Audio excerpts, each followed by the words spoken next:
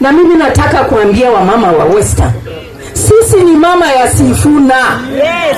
We are Sifuna's mother and we must support our own. Omundu akakube yakota. I remember the year 2002. Maybe wengine wenye mko kwa siasa. Musalia Mudavadi was to run as a president. Na kadanganya ila alichaguliwa akakuwa deputy president for kama parliament imefungwa. Kakamega iliwaka moto. I'm telling you, people died. Not because of the police, the community. They turned against Musalia. The truth of the matter. In fact, alibebewa kwa buti ya gari ya makaa to hide him from the state house when they came to declare ati yeye sasa atasupport Uhuru. And it is with the same zeal Kenyans are supporting our own son. Esese manyendi Western bandu bakali khulaka kimyoyo kya time. If you have $1 billion, support our son. Nolinengo ho support. Mtu hawezi kusema yeye anataka kuwa mkubwa wa Waluhya bila mimi kujua. Hiyo nataka niwaambie ukweli. Kwa ajili kiti ya kutafuta kiti kikubwa inataka pesa. Na wewe ukitaka kuwa president katika Kenya hii, mimi ndio naweza kusaidia wewe kuraise hata $1 billion kwa dakika moja. Ndio uwe president.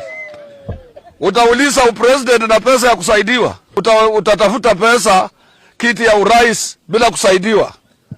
Sisi ndio tuna marafiki na sisi ndio tunaweza kusaidia wewe upate urais. Pesa ya mtu binafsi haiwezi kukufanya kuwa rais ama pesa ya kusaidiwa. Watu wengine wametumwa na wengine. We are going to work with Edwin Sifuna. The only two-term that we know is two-term tour. Linda Mwananchi, Linda Kenya. Linda Mwananchi, Linda Kenya. The only two-term.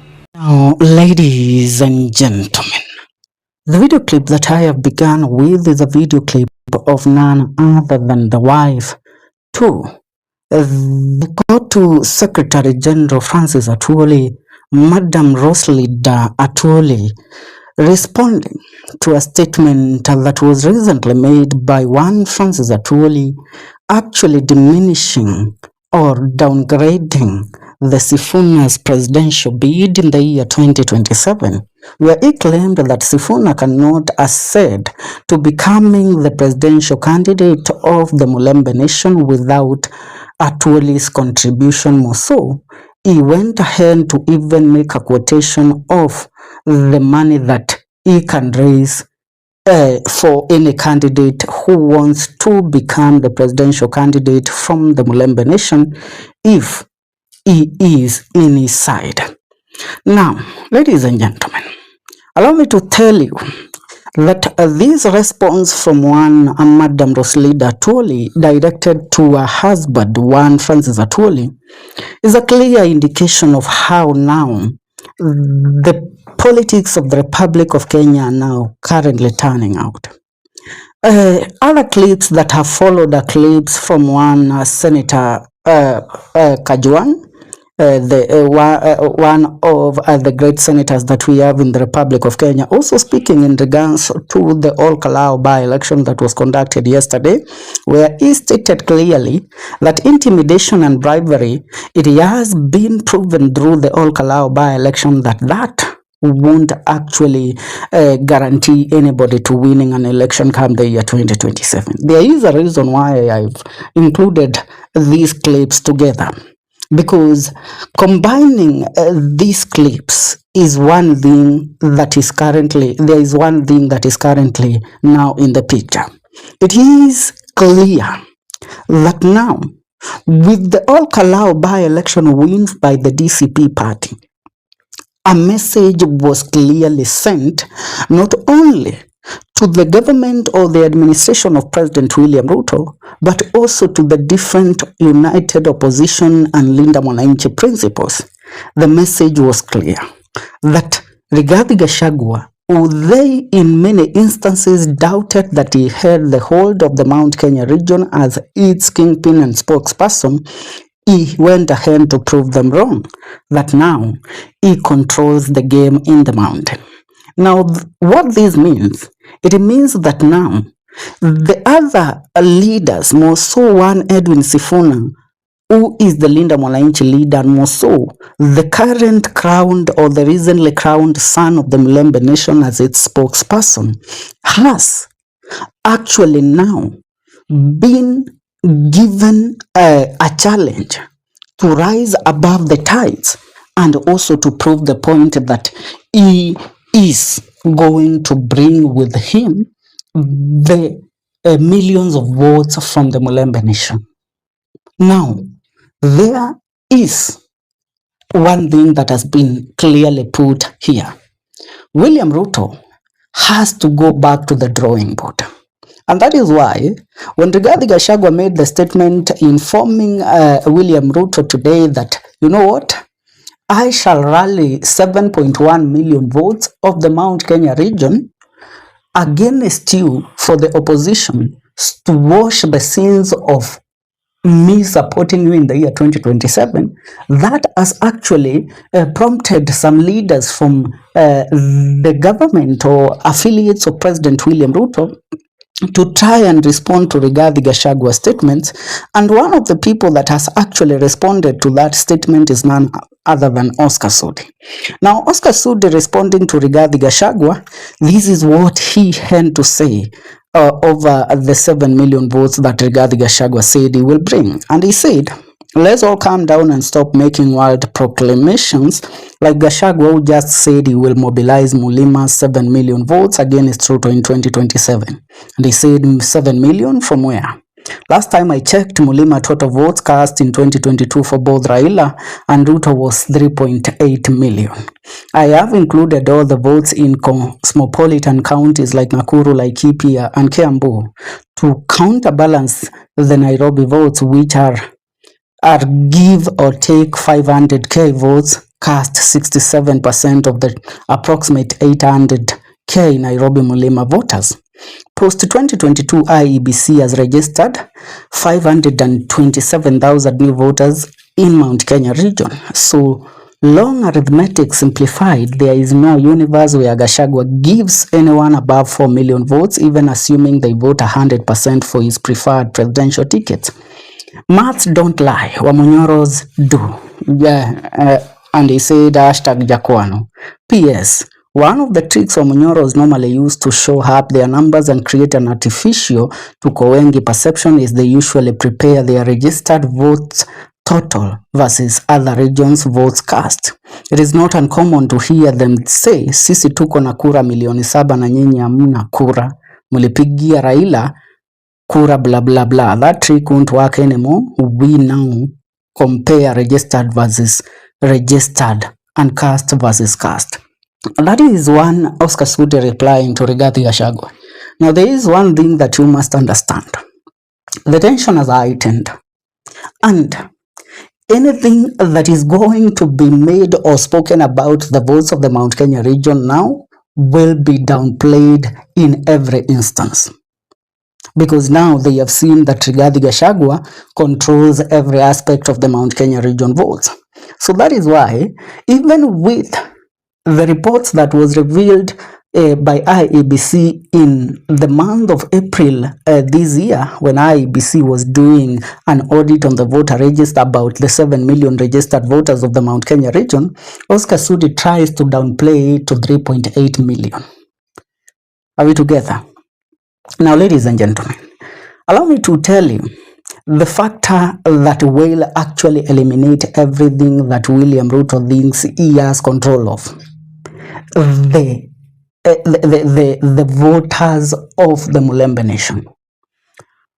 With Sifuna now in play, and with a lot of leaders from the Mulembe Nation now pushing Sifuna as their preferred presidential candidate come the year 2027, there is no place on earth that William Ruto is going to beat Sifuna in the Mulembe Nation or the Western Kenya region votes.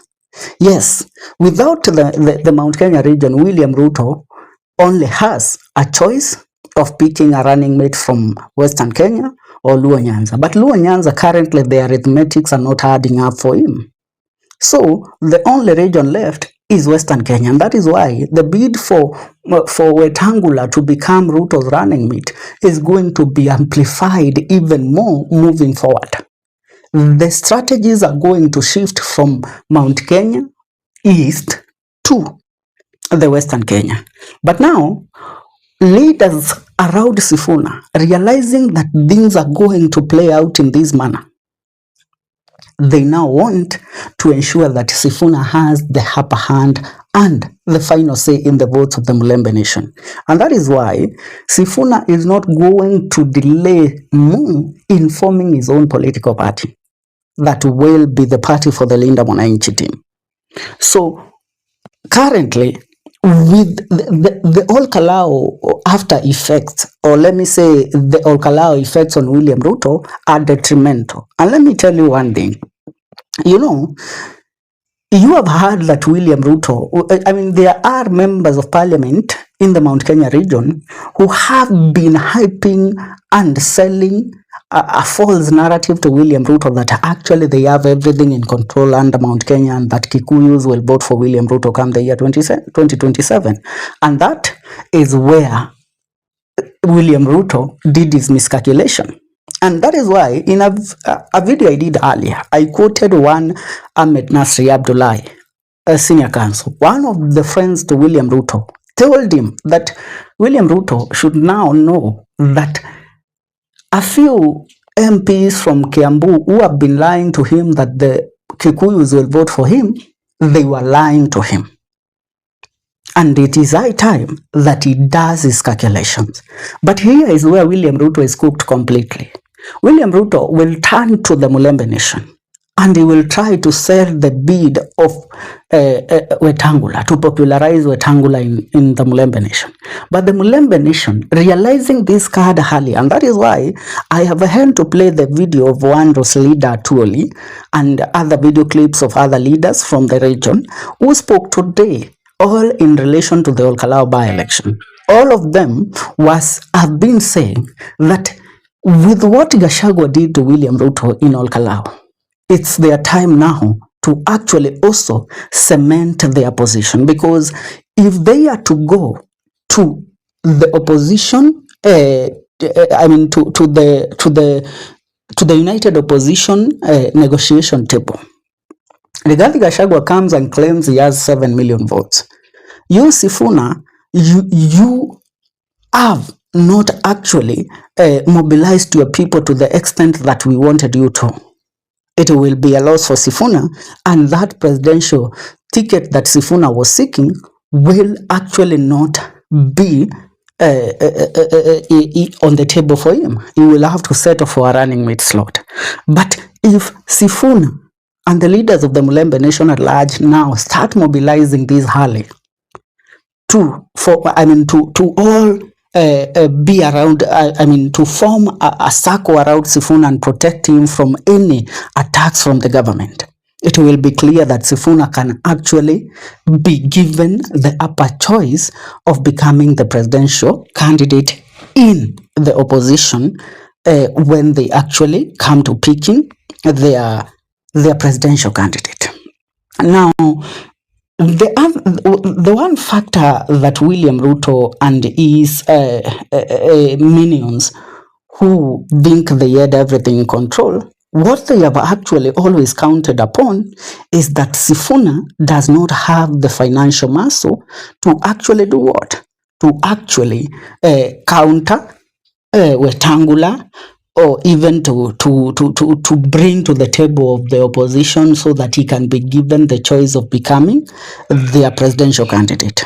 But Rosalinda Tuoli's message is a clear testament that the people of the Mulembe Nation are going, or not only the Mulembe Nation, but even the whole nation at large is going to find a way to finance Sifuna's presidential campaign. Rosalinda Tuoli came out defending Senator Sifuna, calling on her husband Mzee Tuoli to contribute to Sifuna's bid by contributing $1 billion towards Sifuna's presidential candidate. Mama Rosalinda Tuoli was speaking during a Bungoma County aspirants meeting. Now, apart from Rosalinda Tuoli, after when Atuoli made those statements, there is a statement that was made by one Pauline Njoroge responding to Atuoli claiming that Sifuna has no money to fund a presidential campaign. And this is what Pauline Njoroge said. The Jubilee Party's Deputy Organizing Secretary General, Pauline Njoroge, issued a response to Central Organization of Trade Unions Secretary, or called to Secretary General Francis Atuoli, over his remarks on Senator Sifuna. And she said, she rejected the suggestion that Sifuna's political future depended on wealthy finances or the endorsement of established Western Kenya power brokers. She argued that Atuoli was underestimating the political momentum behind Sifuna because they were measuring his presidential prospect primarily through money and age. And I quote her, "What Francis Atuoli, Ken Lusaka and the like forget is that there is a kind of favor that money can't buy. It is the favor under which Edwin Sifuna is working." Now, a response came after Atuoli publicly told Sifuna that mounting a serious presidential campaign required substantial financial resources.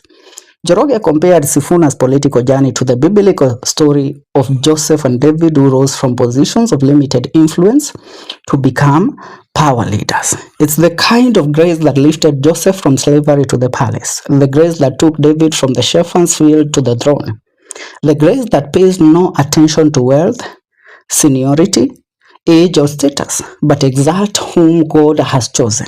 That was Pauline Njoroge's statement. But I dare tell you,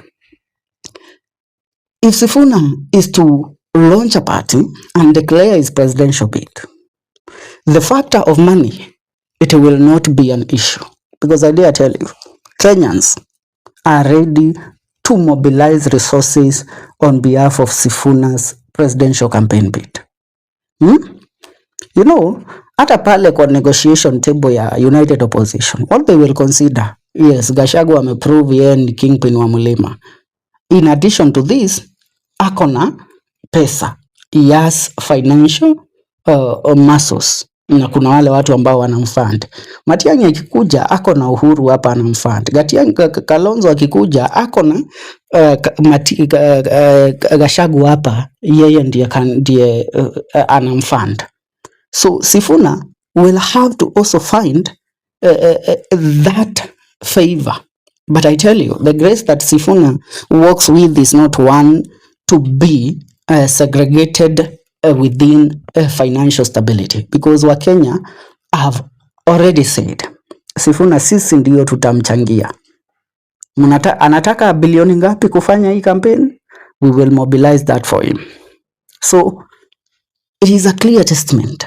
The outcome of Olkalao by-election is what will lay out the framework of how the opposition is going to pick their candidates and who will be the presidential candidate and the running mate in the 2027 general election. And that is why you see Sifuna's people are now moving at a very high speed to ensure that they mobilize enough resources for him before the time for picking the presidential and running mate candidate for the opposition comes.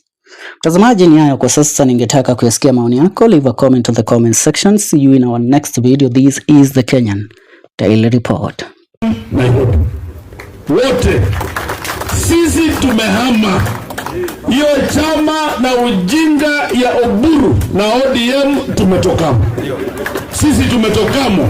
Sisi tumesupport Raila Odinga hii miaka yote kama wajinga. Sisi tulikimbia hapa Bungoma tukisupport Raila, mambo ambayo yalikuwa ngumu sana kama wajinga. Ile mambo wamefanyia Sifuna, Edwin jana Senate. Sifuna mtoto wetu, kuja nyumbani. Kuja tu nyumbani. Wametupiga shoka, hata mimi nilifukuzwa. Hata mimi nilitolewa, Caleb Hamisi huko akatolewa. Najua saa hii wametarget kila mtu wako ODM. Na sisi maneno ya ODM Western. Oburu, kama wewe ni mtu wa pao, unasema unataka pao, kanyaga sasa Western. Hiyo maneno ya kutoa Sifuna tumemalizana na nyinyi kabisa. Mbona zao Oburu, mbona zao mlisa. Abako amalana sawa sawa. Mambo ya Oburu na ODM hapa kwetu kwisha. Sawa sawa. Na yule dada yetu anaitwa Omanyo, ati Sifuna anatolewa kiti, ati wewe unapatiwa. Watu wa Busia, kama mnatusikia, Yule mama amepatia kiti ya Sifuna kwa sababu ya pesa na tumbo, ashindwe katika jina la nani? Na kama Mungu unasikia, wale watu wote wamedhulumu Waluhya kwa ODM, ikiwezekana 2027 Wetangula akienda nyumbani, Mudavadi akienda nyumbani, pia wafanye nini? Pia wafanye nini? Ni kushukuru watu wa Olkalau kwa ile kazi ambayo walifanya na kumpongeza Mheshimiwa Rigathi Gachagua na Senator Medhu kwa ile kazi ambayo walifanya. Wakadhibitishia Kenya kwamba unaweza kuwa na polisi, ukuwe na jeshi, ukuwe na pesa, lakini sauti ya mwananchi kama imeamua. Ile kivumbi ambayo UDA wameonyeshwa ule Olkalau ni dalili ya kwamba 2027 kitaumana. Wamepata less than 13%. Hata ile kura ambaye Mheshimiwa Raila Odinga alikuwa anapata kule Mlimani, it was 25%. Hawa wamepata nusu ya hiyo. Saya itile? Ya itile ta? Hata mwezi neno bandu befu hiyo ndio mfano natakana kufuata. Na nimekuwa nikiambia watu kwamba msidanganyike ya kwamba hatuwezi kushinda president kwa sababu ako kwa kiti. Amepeleka timu yake kule, yote wabunge, nani wote wamekuwa pale, hata magavana wamekuwa pale. Na sisi na mawaziri. Na sisi upande wetu hatukupeleka mtu, tulipeleka ule kale jamaa kama ndevu kanaitwa Medhu. Na watu wa Nyandarua, si ndio? Na wakaonyesha mambo mazuri. Na mimi ningependa kuomba hii serikali, President Ruto, let democracy flourish. Enda soma katiba tena. Mambo ya uchaguzi sio vita, is not unhealthy competition. Ni jukumu la wananchi kuchagua viongozi ambao wanataka. Uweze kuja na fujo na bribery na kuweka mazingira mabaya eti impose candidates kwa watu. Hiyo kitu haitakubalika. Na IBC, please develop some muscle also, kuwa na some spine, enforce the electoral code of conduct. Maana ile mambo ilifanywa kule Nyandarua haikuwa mambo mazuri. Watu wanapigwa, bribery nafanywa mchana, na hiyo ni dalili kwamba 2027 wanapanga kufanya hiyo maneno. But you are going to still do to defeat them. Kama unatoka eneo la Western na wewe unaenda kusimama kitu yoyote, whether MCA, bunge ama senator, kama uimbi wimbo wa Sifuna nyumbani, tena ambia Matiang'i, rafiki yako, rafiki yetu, waungane wasimame nyuma ya Sifuna, tuchukue hii kitu asubuhi. Mheshimiwa Murkomen, nataka utueleze kwa nini rally ya Sifuna peke yake Kenya mzima ndio tear gas inalipuka katikati ya watu ambao wamekuja kusikiza mkutano? Tulikuwa na mikutano ya zingine zilikuwa Siaya, sio zilikuwa Nairobi juzi. Mnajua wenye walikuwa Nairobi. Nikisema Nairobi mnajua. We shall only believe that ni wananchi wametupa tear gas, sio polisi, kama tear gas imelipuka kwa mkutano ya rais. Na kama mkutano ya rais iko sawa, yetu ndio na tear gas, we are saying